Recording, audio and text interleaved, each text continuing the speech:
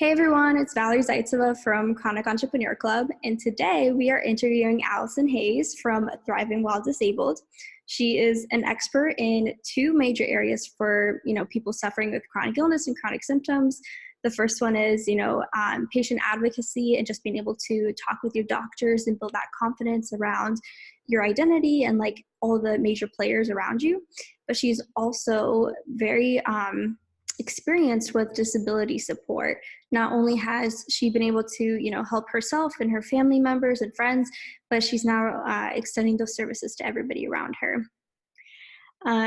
Also, another cool thing about Alison is that she was one of the founding members for Build a Fluid Foundation. So if you haven't checked out Build a Fluid Foundation yet and you want to start your online business to support your chronic symptoms, go ahead and check that out because she helped make it happen. Okay, so Alison, anything else you want to introduce yourself with? No, I think you covered it pretty well, though I do want to add one thing, which is I'm very open about the diagnosis that I have, and so I'd like to share that very briefly. Yeah, that's a good idea. Let's go ahead and do that. All right, I have a condition called functional neurological disorder. It's also referred to as FND and was originally called conversion disorder. It's a neurological condition where basically my body in my case, my body responds strongly to any form of stress, both positive stress and negative stress. So I can have symptoms over being really excited about something like this interview, or I can have symptoms when I'm feeling stressed or upset, the more standard kind of expectations. And my symptoms are pretty visible. So if I shake a little or something during this interview, that's just me being symptomatic. But just wanted to say functional neurological disorder is an unbelievably common condition, but rarely properly diagnosed. So unfortunately, I had a lot of practice trying to find the right doctors to take care of my diagnosis. And that was its own struggle, which is part of why I'm putting this forward. That's amazing. And for those of you who don't know, I have 3 autoimmune diseases. So they fall within the realm of chronic illness, and chronic illness is very diverse. So for me, I'm in the subcategory of autoimmune. I have Sjogren's syndrome, fibromyalgia, and rheumatoid arthritis, plus a few symptoms that haven't been diagnosed yet. So hopefully we'll figure out what's going on there. Okay, so Alison, I wanted to ask a little bit, because I'm sure everybody who's watching this is, when they're dealing with disability support, whether it's they haven't signed up yet, but they're interested in doing so, or they're on it, but they want to get off of it, or they want to expand their life. Do you have any tips or things that they need to consider so that they can take those steps of being a chronically ill entrepreneur? Absolutely. So the first thing is if you are applying for any of the disability support programs, one of the first things that they're going to look at is your income. So part of the eligibility is about your inability to work or make income. Sometimes it's not necessarily you can't work at all, but they've got a couple of magic numbers, I like to say, that they want you, that if you're over their magic number, even by $1, they're going to just say, no, you're not eligible because you're too able-bodied, you don't need us. That magic number is usually what's called substantial gainful activity. And last year, I don't think they have a number for this year yet, that was $800, a little over $800. So it's a very small amount of money. And when you first apply, it's especially challenging. But if you're on the programs, you just have to know what that number is. And it does change every year, just very slightly, so that you can make sure that your income stays under that. If you're self-employed, it's actually your net income, not gross income. So there is some wiggle room, but you just need to be very aware of those numbers so that you stay under them as long as you need to keep your disability covered. So as somebody who's on disability support and building your online business, just for everybody who's watching, I personally have never been able to qualify for disability support, whether it was because of my age, I'm not sick enough, or because I at the time when I was trying to do this, I qualified for many scholarships, and they were like, well, if you can take out a loan, you don't need disability support. So it was always a struggle where it's like, I don't really want to pay interest because I'm sick. Yeah. But that's how I turned to online business. And that's why I had to find an alternative route, because I didn't want to get more sick. I didn't want to get to the point where I'm like laying in bed just to get disability support. Like I couldn't do that to myself. So as somebody who's doing it, what precautions are you taking so that you can, maintain your living situation? All right. So in my case, I've been on disability for quite a while, and what I need to do is every month when I'm making income, I have to report what I'm earning back to the program so that they know. The big thing is, like I said, that magic number has to stay under. In my case, it's a little complicated because there's two different numbers. One is substantial gainful activity, and the other is your trial work level. There's a Do you whole want to explain those a little bit for us? absolutely, absolutely. There's the way it works is, first of all, there's a distinction I have to make. There's two major disability programs in the U.S. One is SSI, Supplemental Security Income, and the other is SSDI, Social Security Disability Insurance. Everything work-related is very different between those two programs. SSI is a need-based program. It's only for people who are disabled, extremely low income, and unable to financially support themselves. SSI is the program that children who are too disabled to be able to work apply for, or and that's, people, low income parents can put their infant or young child onto that program too. Or for people who have never had a work history or have not been able to work in the reasonably near past. That program, whatever you earn in self-employment, actually decreases how much you get paid.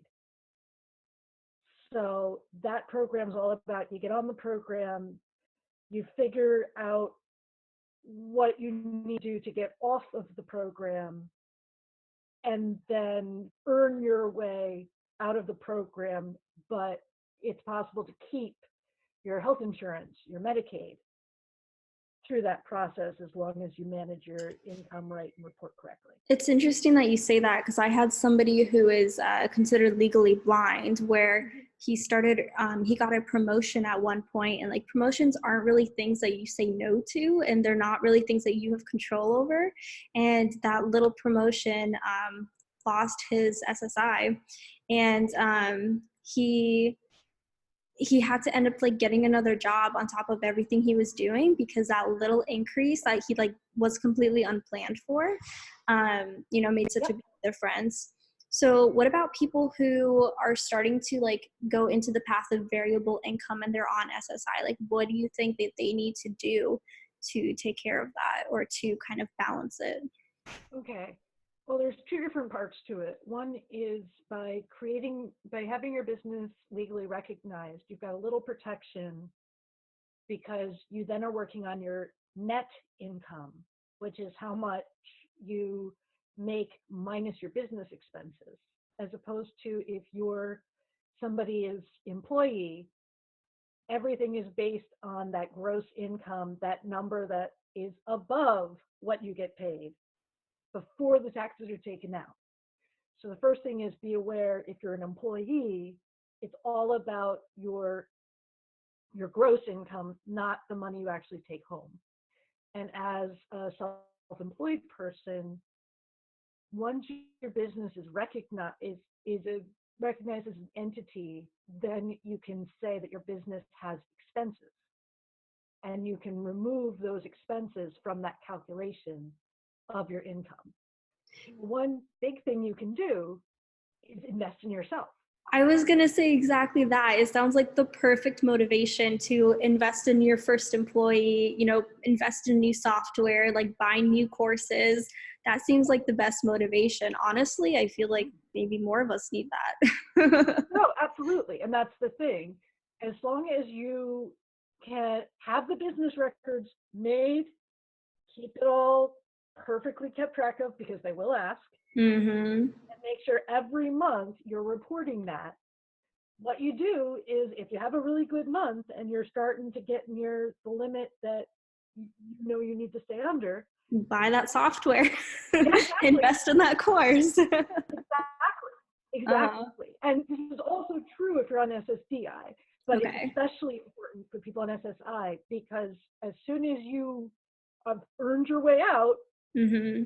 it it becomes a really unpleasant process to stay in.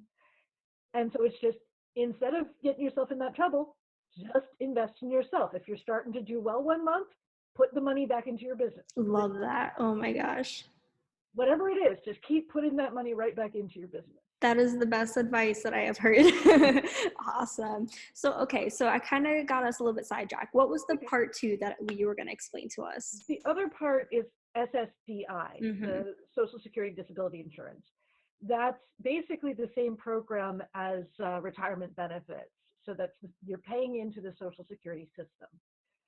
That payment that you get through SSDI is built around your income or potential income if you're a full-time student for the previous 10 years.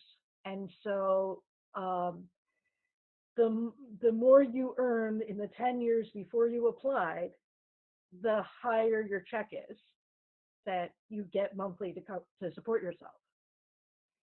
The thing with SSI is those numbers, SSDI, I'm sorry, is the numbers are completely rigid. Um, Once you're on SSDI, it doesn't matter how much income you have. The limits are only on how much money you earn. So, So, does this affect somebody with an online business? absolutely. What that means is you have a very firm number that you have to stay under. Under. And so, like I said, substantial gainful activity is, again, it's your net, so you can play with it. But your net income, if you go over SGA more than 9 months, they basically say, oh, okay, you don't need us anymore. And they start disengaging you from the program and you stop getting the monthly benefit check. Um, there's also a lower number, which is the trial work number, which as soon as you go over that magic number, they start counting down to remove your check. Okay, so you kind of have some room, so it's not like out of the blue. Right, but they don't warn you. They don't warn you. Okay. And so you need to make sure that you're reporting your income too, because if you don't report your income, they estimate your income. Mm, Estimate your income to your disadvantage in many cases. right. So the trial work period thing is they really are in some ways trying to encourage people to return to work. Mm-hmm. So once you reach a certain point in recovery where you're working, they start to they say you can earn any amount of money, but at the end of 9 months of earning anything over the magic number, you're done. Mm-hmm. Because by doing it for 9 months, obviously you've proven Yeah. you're independent and can support yourself. I mean, that it kind of makes sense because what I like to tell other clients who are, trying to transition from being on disability support to being financially independent is that you want to have like a wait list that's ready to sell out at any given point, like you're doing this, for example, you cap the amount of people that you will serve every single month or that will pay you, but you have a list of people who are ready to work with you at any given time. So I had another client actually did Build a Flu Foundation with you where, at the last December, beginning of January, he completely sold out something that he's selling in June. Like, that's how he is taking care of himself, and trying to make sure that they, any kind of disability support that they have, isn't going to be, isn't going to lower their chances of having, a successful income month, or just having a plan in general to make sure that they're always being sustainable and that they're always ahead of themselves. Because that's really the key to financial independence, is getting ahead of yourself. Absolutely. Mm-hmm. So, like, the way I'm looking at it is, I want to stay below the trial work level in my income until I think I can support myself independently. And then I'll have those 9 months of buffer room just in case something goes wrong. And what's fantastic is you'll have a team by then, because you'll be investing back into your business. Exactly, and that's the point. It's all about that thinking and planning ahead. Uh-huh. And so, like I said, right, last year the trial work level was $880. Substantial gainful activity was $1,220. So stay below the 880 until I'm ready to earn more than what my disability check is. That $880 of income doesn't hurt anything, doesn't risk anything. I've got my coverage. I could do that for the rest of my life and not have a problem. But as soon as I get over that 880, that's when they look at me more carefully and start to count down. So I have one more question, and then I think we'll move on to patient advocacy a little bit. But what about people who may have currently lost their job and they're trying to get onto disability support, but they're also trying to do more? I know from my experience, from a few other people's experience, they spent almost 2 years and they had to get a disability lawyer, just to try to get any kind of disability support. What should they do? Should they not pursue their online business, or should they try to pursue their online business while they're applying and waiting for that, magical answer? Well, it's very, very tricky, Mm-hmm. because honestly, 2 years is more of a minimum. Oh my. I mean, I feel incredibly lucky. I applied quite a while ago, and so I got coverage within about 8 months. Wow. But that was exceptional and surprising then. Yeah. It's gotten a lot worse.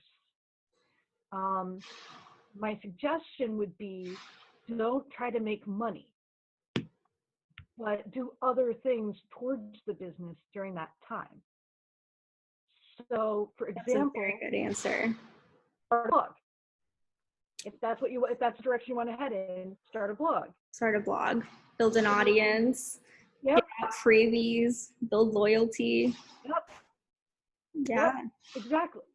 And then either you get on disability and you've got this fan base already and you can slowly work your way out, or if you don't get it and you've done with your appeals process, because you're done with your appeals process, then okay, you don't have it, let's monetize this, and you're ready to go. You're not waiting.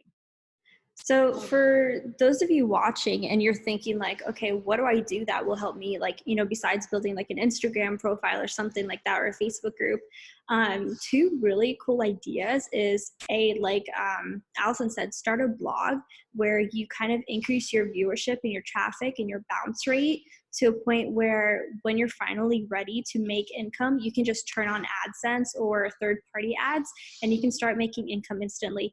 The same thing goes for YouTube. You don't have to monetize your YouTube videos until you've reached their minimum requirements. That takes some time. I've had a friend who it only took her 7 months to like finally get monetized, but she waited for a little bit because she wanted to make sure that the income flow was going to be okay. And it takes about a month to get your YouTube videos monetized. So the second she got it monetized, she already started making $1,000 per month because she had all that viewership and the following beforehand. So for her, she didn't lose any money. And it only helps her because now she has a following of like 24,000 people. Super crazy. She grew so much in 18 months. She completely replaced her income.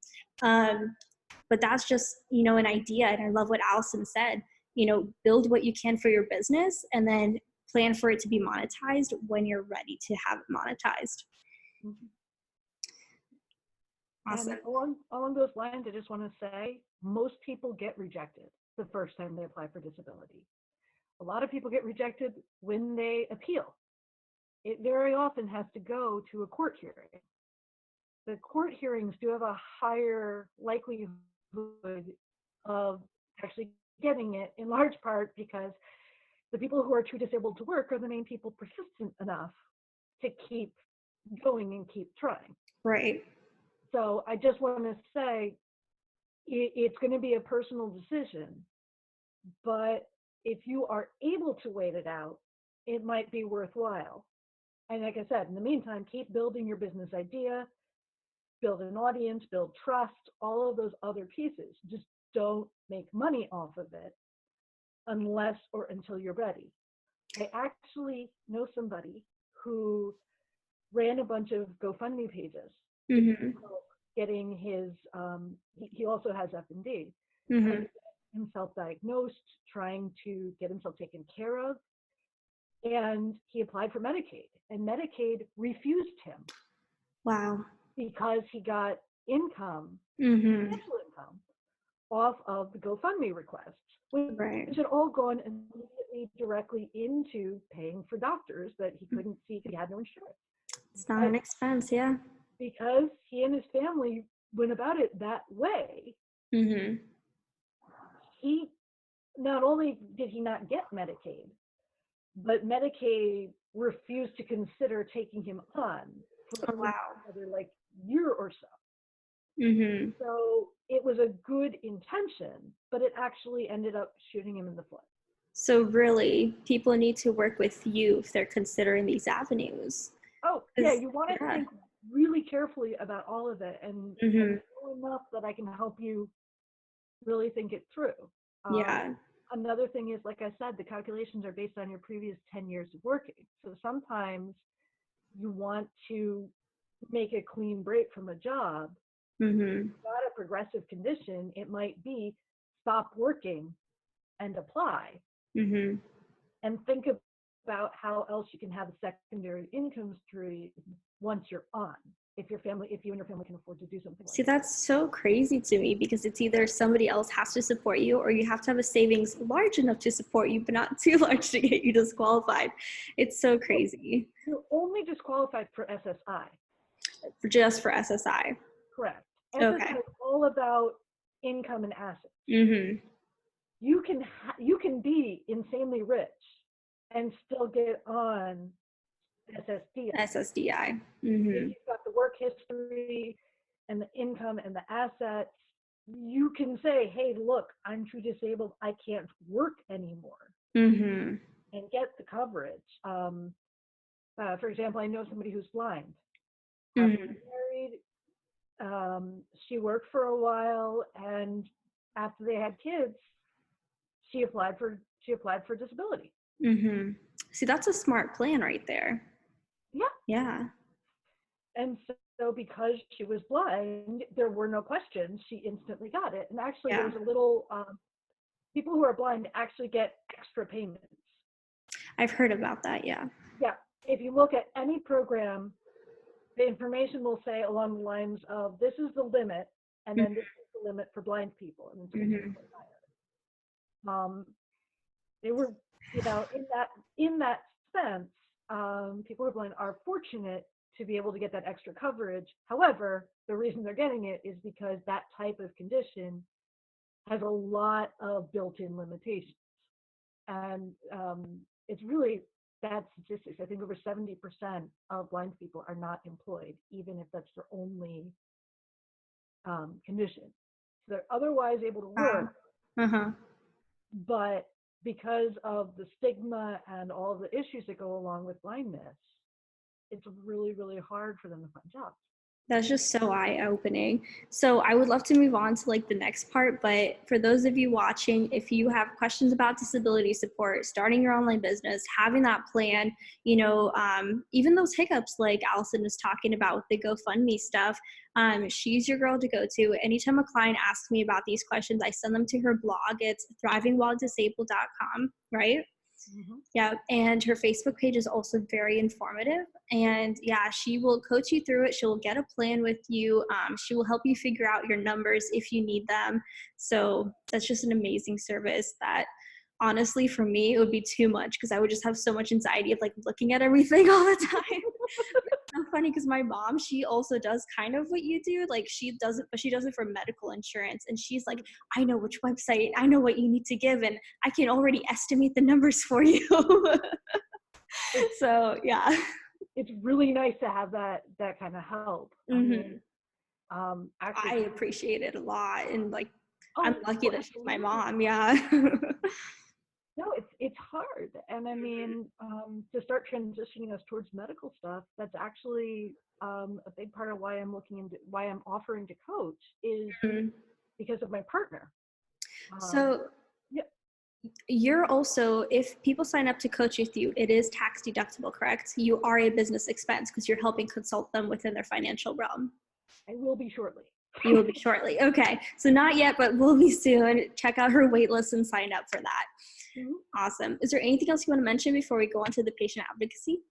Um, no, I think the biggest thing's just, again, if you're going for, if you want to go for insurance, understand it's two different programs, but they do actually, just to make it more confusing, you apply on the same site with the same application, and you get a rejection letter for the one that you aren't eligible for. Right. And then they start considering you for the next one. It's kind of So like buying I a just car. want to make it really, yeah, it's really weird and really upsetting. But Mm-hmm. yes, if you start applying, you're going to get a rejection Mm-hmm. very quickly because you're not eligible for one of those programs. And that doesn't mean anything other than you're not eligible for that program. You've been applied for the other one. I think that's a perfect transition. So let's talk a little bit about what you are currently offering your coaching services for, and that is, people who are having a hard time with their doctors because their doctors aren't listening, or they're on government health care, and so they're having a really hard time finding, like the right people to talk to, or the people that care, the people that aren't strapped for time, the people who will actually take your pain seriously. Tell us a little bit about like what kind of pain points you're helping solve, and what does that process look like?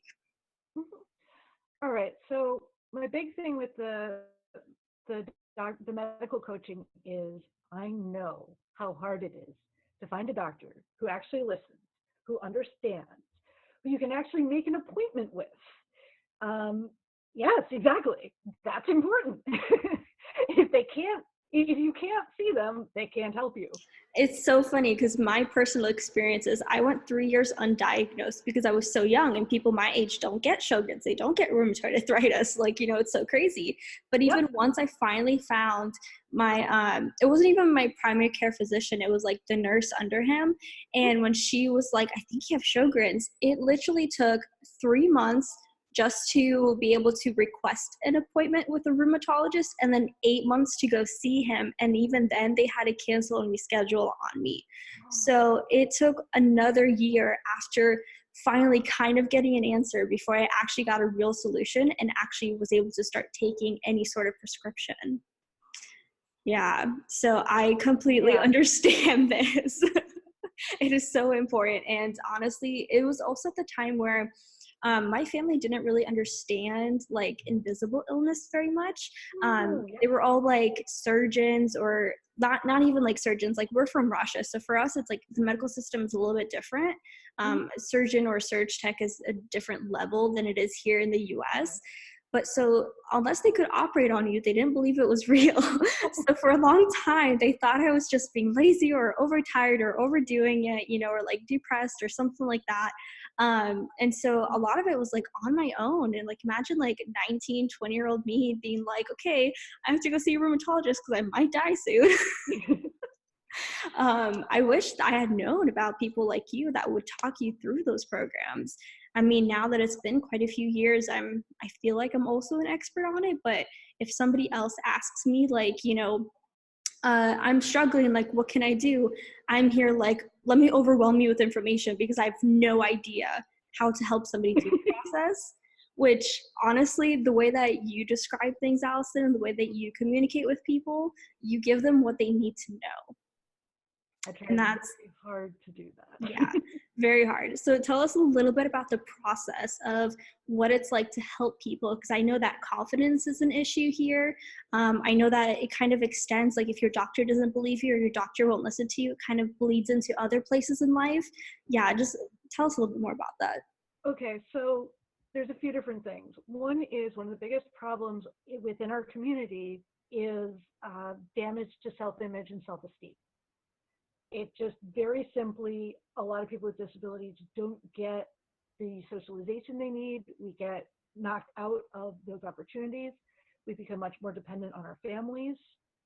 We're very often trained one of two things about doctors: either they're gods, or why would you go to one, you can't trust them. Yeah. And you got to find the balance between those two. My favorite part is you have to remember they're a team and that you kind of hire a doctor. Like it's kind of, yeah, love it. Continue. Absolutely. So think about it this way. If you're hiring a doctor to help you, you can fire them. That's the thing. If they aren't doing their job right, fire them. If they aren't helping you the way you need to be helped, fire them. Also, almost everything can be negotiable. That appointment nightmare that you were talking about, my partner was almost put into one of those, and Really? I nipped it in the bud. I wish somebody had done that for me. It's in his case, he has, we now know, it took us almost a year to figure it out. He has pernicious anemia, and that's a very common condition. But it's a very common condition for people in their like 60s and 70s, not a common condition for somebody under 40. Same thing. When my mom got diagnosed with her rare blood cancer, they're like, we only see this in 80-year-old patients, and she's like 40 something. And yeah, I was like, you need to see the oncologist ASAP, and like, don't take no for an answer. Like, you need to go. Yep. Yeah. Exactly. And so in his case, the reason we found out he had a problem was because he shattered his hip. Actually, the cerebellum. Yeah. Ooh. Yeah. I can just imagine, like, oh, the bones. Oh, yeah. He actually, what he broke was the joint of the hip. So it was one of the largest bones in the body. My arthritis is shaking because I understand. It's not a fun thing to hurt at all. No. And again, that's a very unusual break. It's not something that normally happens. It's a my heart. I just take me a second. Oh my gosh. Oh, that's so sad. I'm so sorry for him. Yeah. So the deal of it was, like, normally if somebody breaks in the cerebellum, and again, it's a very rare break, so there's not a whole lot of normal to it, but the people who have, usually it's one of two things. Either they were in a head-on collision, like a car accident kind of thing, and so the slamming of the vehicles accordion them, and the pressure breaks the hip, or you fall out of a building more than 5 stories high. I don't think anybody wants to be defenestrated anytime soon. Absolutely not. And I love that word. So what happened? He slipped. He just slipped. He was, he just gotten out of work in a new job that he'd started 6 weeks earlier. And he saw the light rail he was trying to catch and hurried to get it. It was a rainy day and he slipped. Wow. And he landed. Well, he actually flipped over himself. We don't know quite how he did this, but he flipped head over heels at some point because he hit his head and he had like scrapes all over him. But the big thing was, when he landed, he couldn't get up. He tried to stand up and couldn't.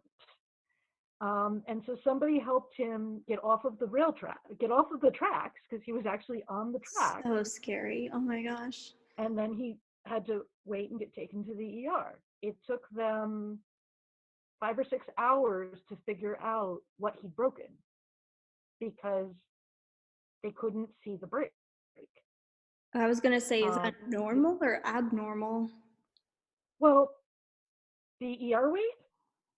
The 5 or 6 hour like time it took to find the break.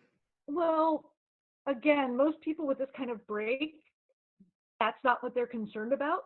Okay, that makes sense. Usually, if you have a break like that, you also have like internal organ damage or, Yeah. multiple other things broken and all kinds of other really bad stuff. Uh-huh. So nobody thought to look for it. And the other part was he was unable to straighten his leg because the joint was broken. And so they just couldn't figure out what was going on. And so it was just a very unusual break, period. But if you go in with like a broken arm, you go in, they do an X-ray, and if it wasn't totally obvious, they see from the X-ray right away, right, you broke your arm. Right. No, they took the X-ray, and it took them several hours for somebody in their office to see that that was what he broke. It was an acetabular fracture. So you get the idea. It was bad. And then after the break, we discovered eventually that the reason it broke was because he has osteoporosis, which is also not common in men, period. I'll say in men or at that age, right? Correct. Yeah. So that just added more mystery to it.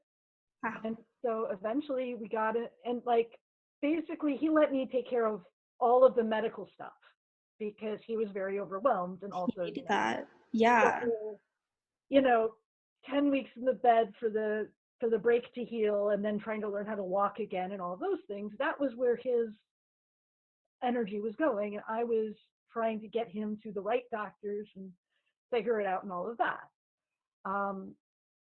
And so eventually we realized, eventually the second endocrinologist he went to, I fired the first one because her solution was maybe he was born this way, which is a good reason to fire somebody.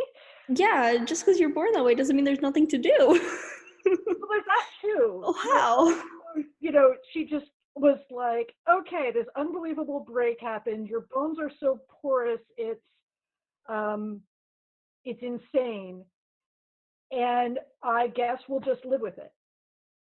No suggestions on how to manage any of it.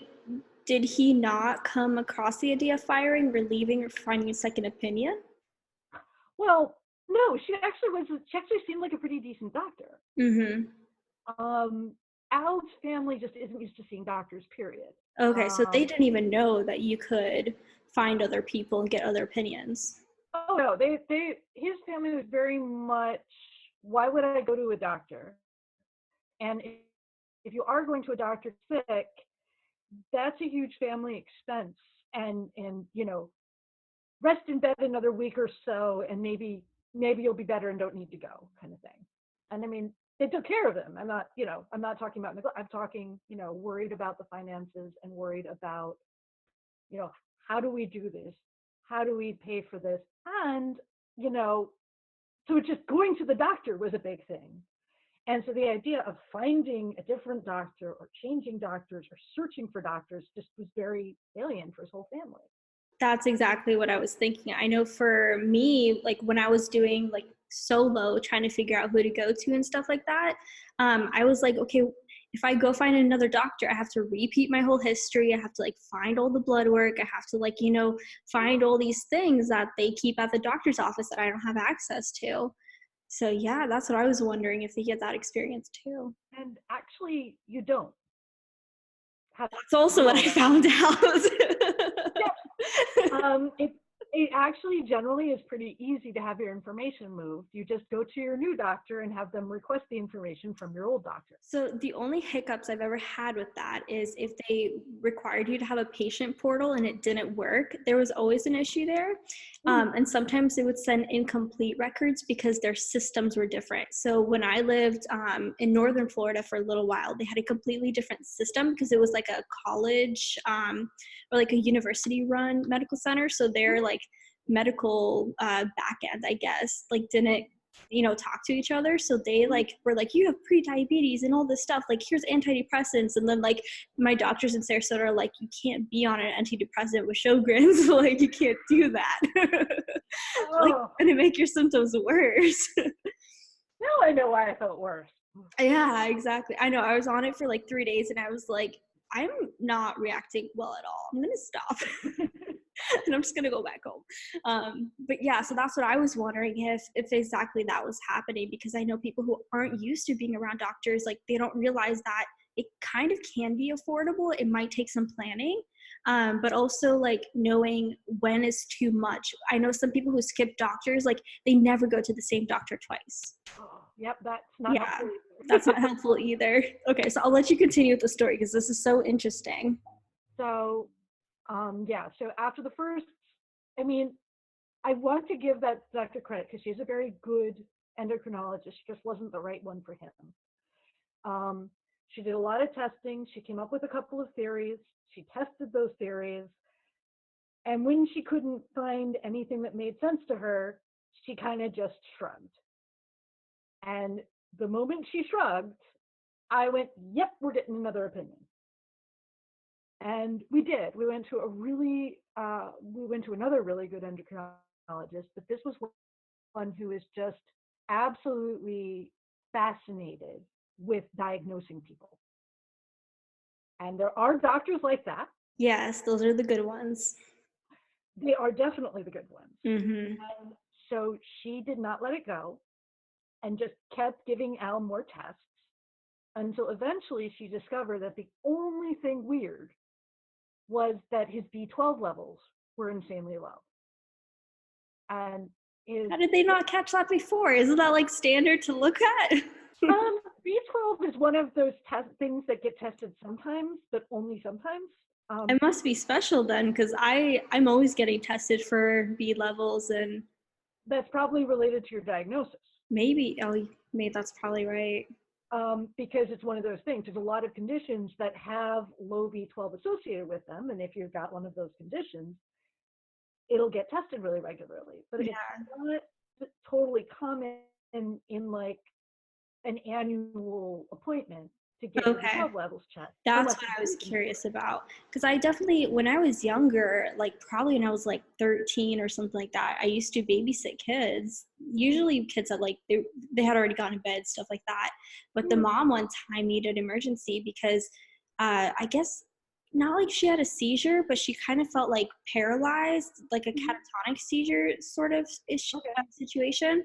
And they found out it was due to her like low like B6, B12 levels. And after that experience, I like took vitamins seriously because I was like, wow, like just having one vitamin deficiency can put you in the ER. It's crazy. It is.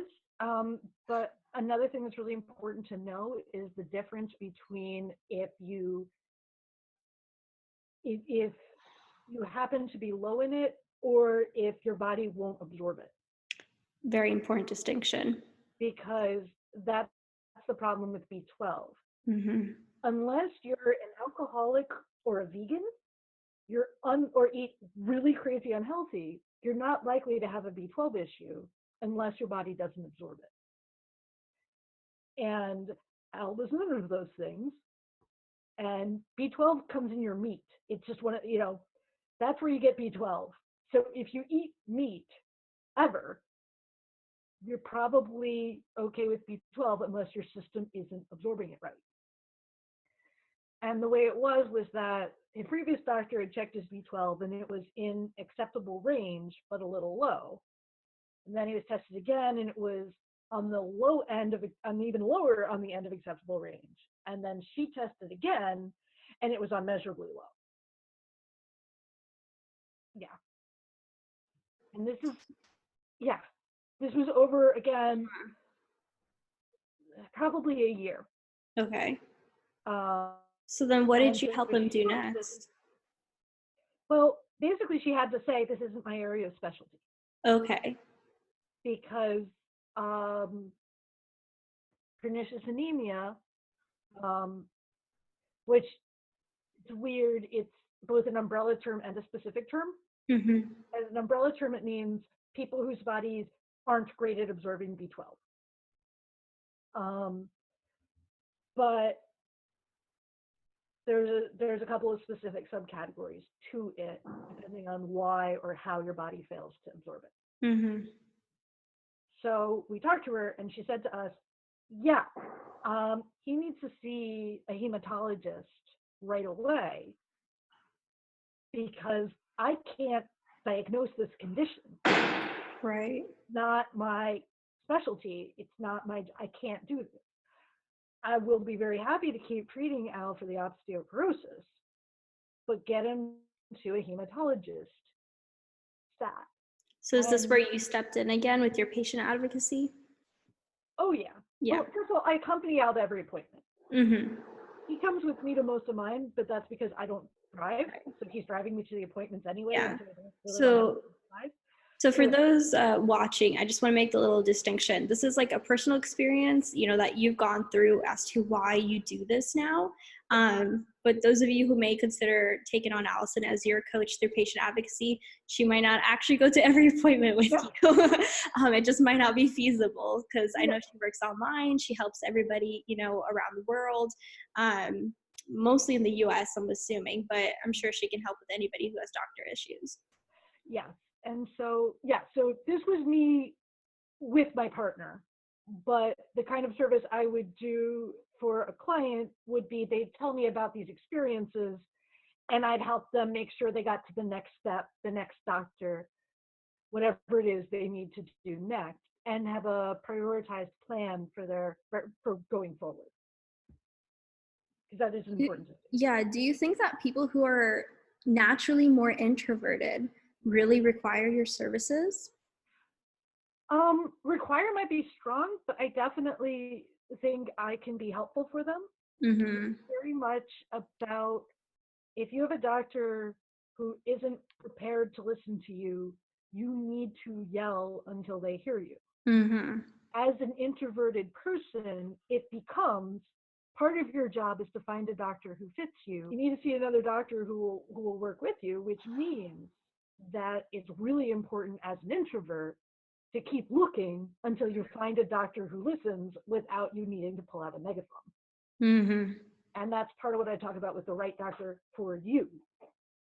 For somebody more extroverted, that part is important, but might not be as important because you do always have to make some form of compromise in the process of finding the right doctor right now, because it is important to have the right doctors, but you can't replace all of your doctors in a month or two. You can't, it's not healthy to try to do something that extreme. So you make a priority list and go forward from there with a plan in the interim for how are you going to manage the doctors who are not terrible, but aren't giving you everything you need. And so it's going to be, it's a process. And so that's part of what's important about this. It's finding the right doctor for you is a process. And what I'm doing with my services is helping people recognize where they are in that process, what they need to do to get to their next step, and lay out a game plan for how to do the full change that they need to do. So if I remember correctly, something that's interesting and very unique and different about your services, you're not really time-based, right? You're more like based on your progress. So you'll work with people as long as, you know, it takes for them to go between doctors. Yeah. Yeah. The way I look at it is what I'm really doing is I'm helping people solve their biggest, worst problem on the medical front. Mm-hmm. So a big part of what we talk about in an early session is what is the thing that will move the needle forward the most. Just love that saying. Absolutely. It's a wonderful thing. It might be, which is your worst doctor? It might be, what is your biggest problem? It might, it might be, you're not diagnosed yet, how do we solve it? It could be a lot of different things, but the idea is find whatever the most important thing to fix is and I will take you through fixing it.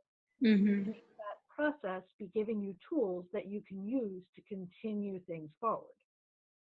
And so if it takes you 5 months to see the right doctor, guess what? We talk and make a plan.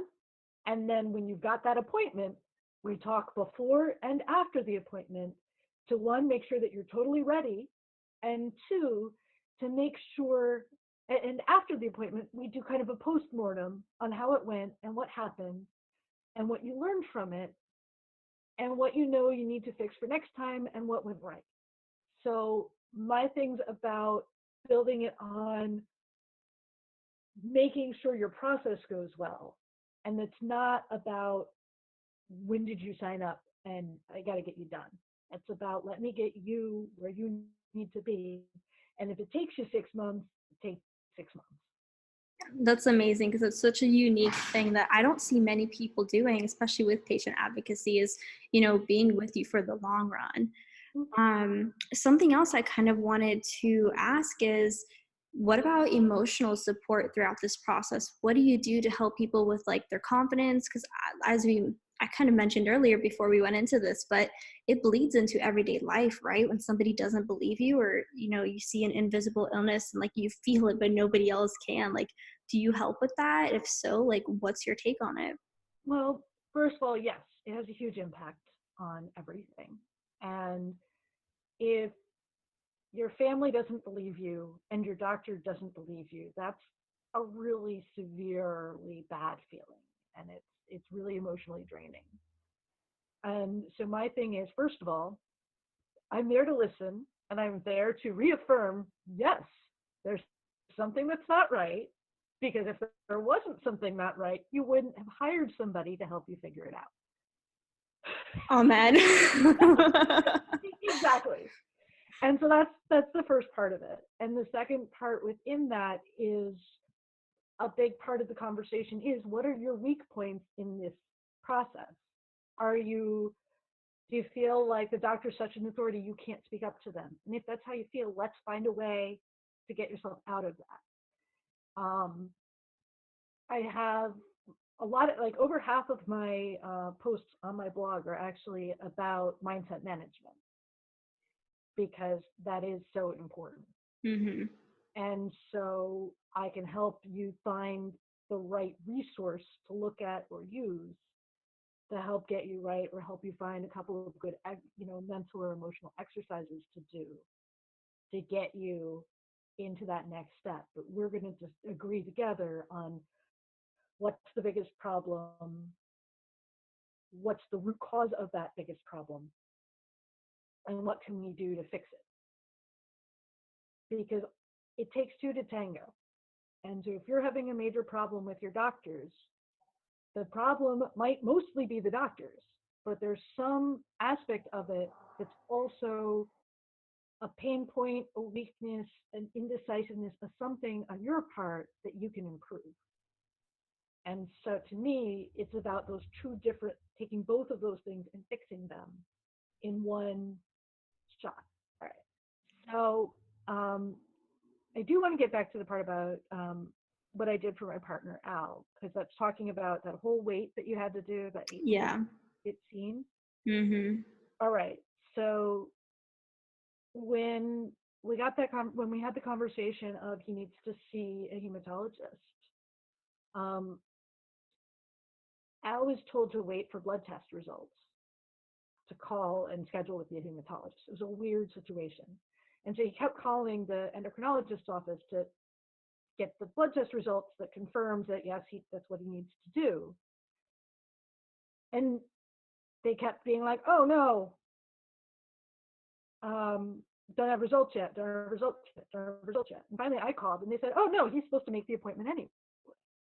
And so we'd spend over a week waiting. And I know specialists can take forever. So I called the hematologist's office to make the appointment. And this was a well-known specialist who's a diagnostician who's, not easy to get to and has a bunch of doctors working under him. Right. So I called his office and I said, my partner has pernicious anemia, and he needs to be seen right away by this specific doctor.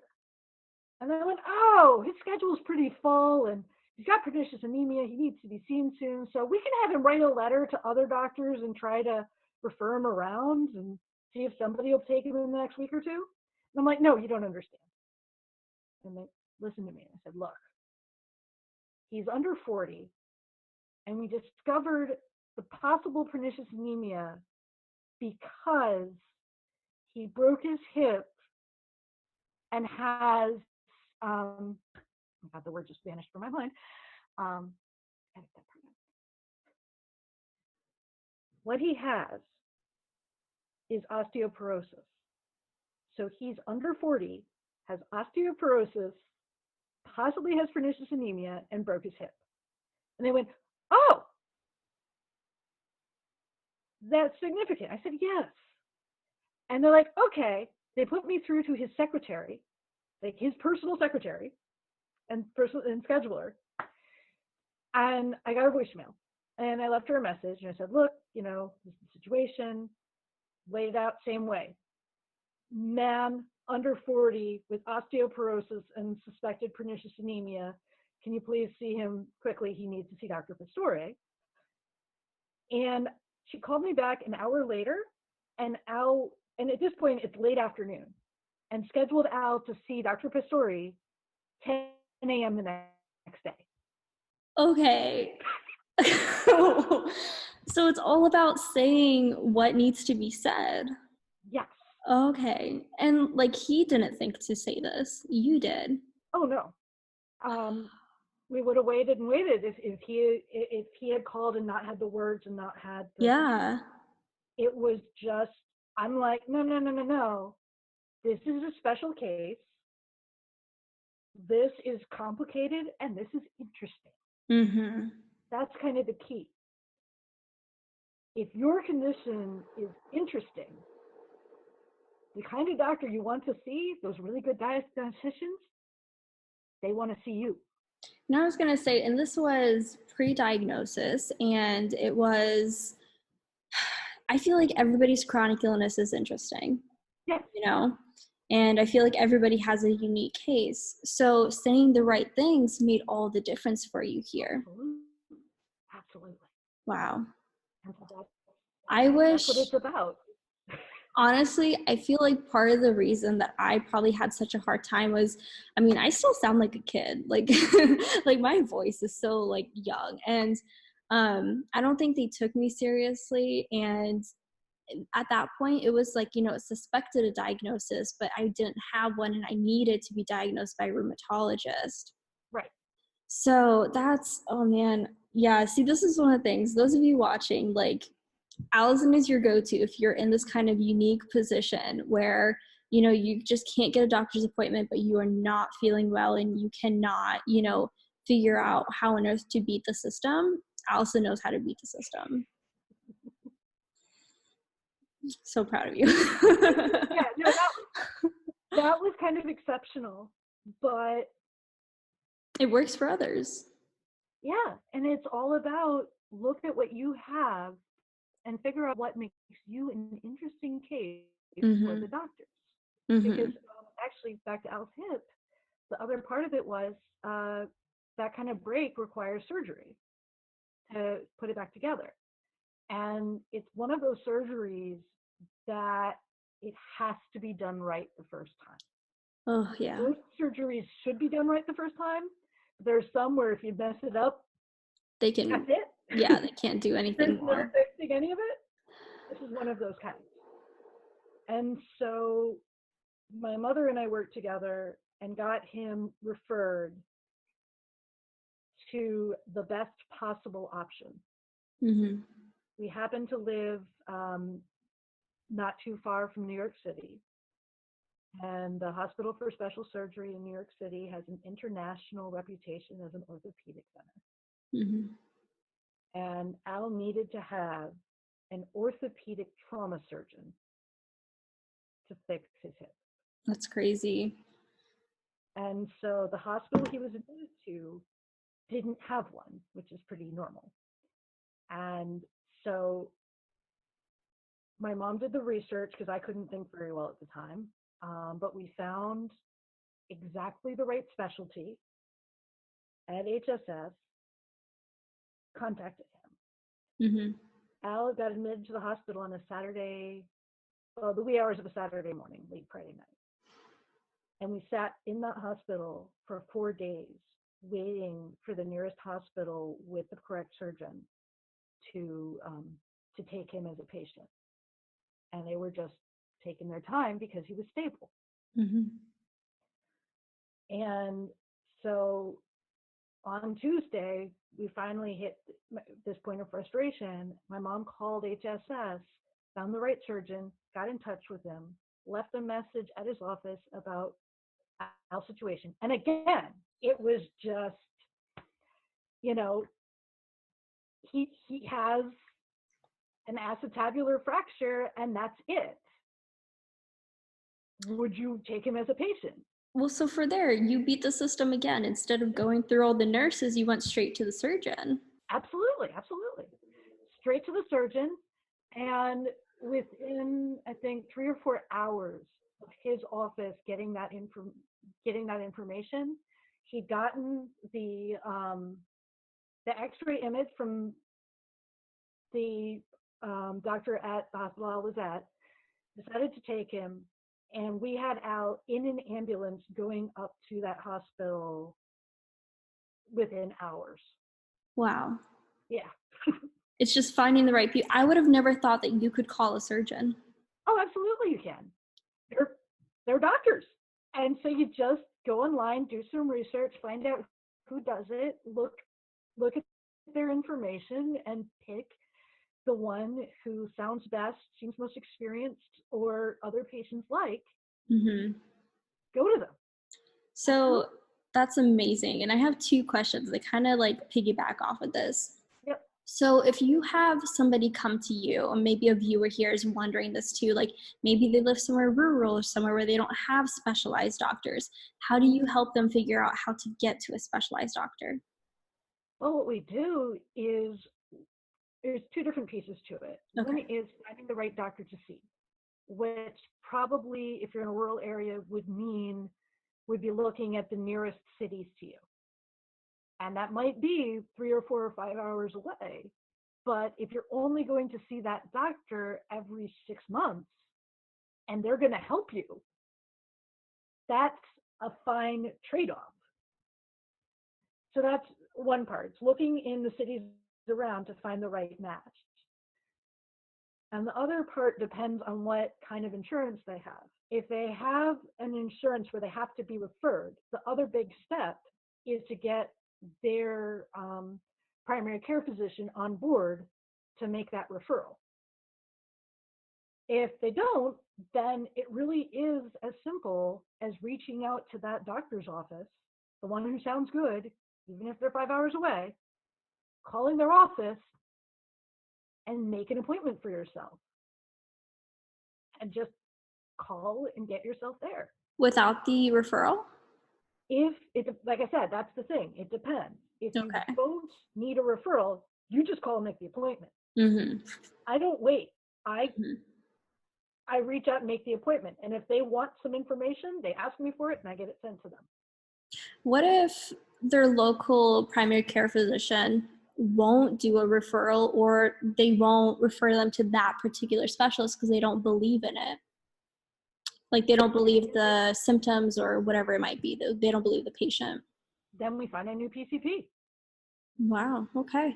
You have a plan. Oh yeah, no. If you're, there's 2 different parts to it really. One is if your doctor is generally decent but has a hesitation, find out exactly what that hesitation is and figure out if you can change their mind about it. Mm-hmm. So if they say, maybe I'd send you to them, but I have an issue with this concept. You go out, find the scientific paper that refutes that idea, show it to them, and if they're reasonable, they'll say, oh, I get it now, let's fix this. If they're going to say, I don't believe you, then they're the doctor you need to get rid of first, especially if you're on a plan that requires a referral. If you're on a plan that requires a referral, absolute first thing is get a PCP who believes in you, supports you, and works with you. Mm-hmm. And so until you have that, that's the search. If somebody does, for example, have to travel 5 to 6 hours, and you said the trade-off is worth it, but their hesitation is, how do I travel? Do you help them with that? I'd at least try to talk it through with them. Mm-hmm. The main options at that point are either mass transit or finding somebody willing and able to give them that ride. Mm-hmm. And often there's some form of mass transit somewhere. I was going to say, I know from accidental experience, actually, that my insurance, if I am going to an in-network doctor, but like they're kind of far, because it's like, I don't live in a city that's rural, but it's like also not big. So if I have to go somewhere, like, for example, I live in Florida, it's like Tampa or Tallahassee or something big like that, they will provide transportation. Some Yeah. will sometimes, and that's definitely an avenue to explore as well. Mm-hmm. It's really weird, that whole system. I've had some people say that it works really well. I've had other people talk about how terrible those are. Uh-huh. But the fact of the matter is, if you need that appointment, absolutely, that is an option to explore. So you'll help them figure out what they should do and how to prepare for it. That's amazing. Yep. Okay, so I have one last question before we can do any kind of conclusion or summary, but I know that this is a very delicate subject and there are like HIPAA laws in place and stuff like that. Do they apply to you, and will you take those seriously just for anybody who's concerned about patient privacy? Oh, absolutely.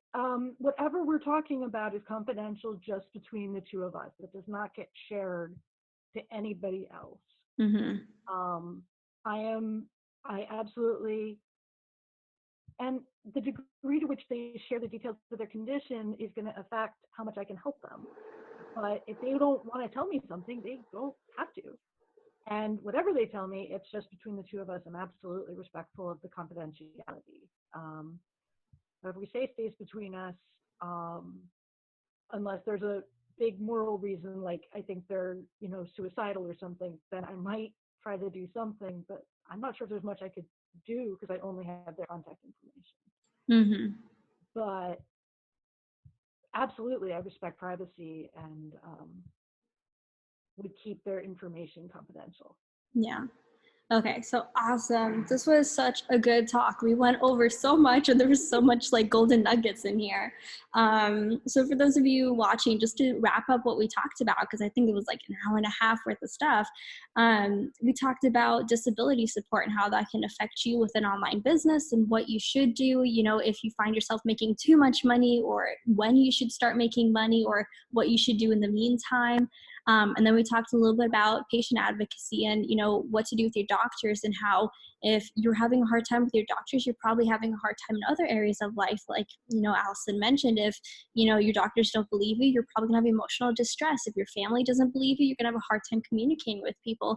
And so having somebody like Alison who knows how to beat the system and get you the support that you need, that's, this is your go-to resource. Any of my private coaching clients, anybody in Build a Fluid Foundation, if they at any point mention to me that they have insurance issues, or that they have, and especially if they're in the US, or if they have questions about talking to doctors and like getting cleared to work online, I send them to her blog. So, she's my go-to resource. So anybody who's interested, who needs some help, and, I can't help you with it, Alison is the person you go to. Thank you so much. Okay, so just to close off, anything else you want to mention, maybe about the offer that you're currently selling, or how they can find out more about it or join a wait list? Oh, absolutely. So there's two different pieces. One is I'm currently offering the coaching services for medical care, and that is on my website, www.thrivingwhiledisabled.com. And once you're on there, there's going to be on the sidebar, do you want help with your do you want support on your medical care? And click on that link right there, and it brings you right to the sales page for it. Perfect. I also am doing a free webinar if you want to get an idea of, you know, how I work besides this. And that's going to be on finding the right doctor for you. And that's going to be on my Facebook group, which is facebook.com/thrivingwelldisabled. All right, awesome. So, Thank you so much, Allison. You are one of my favorite people, and I love the fact that we've known each other for almost a year now, I want to say, maybe just short of a year. And just, you know, Allison is a chronically ill entrepreneur, as you can tell, and she has really made it happen. I'm so proud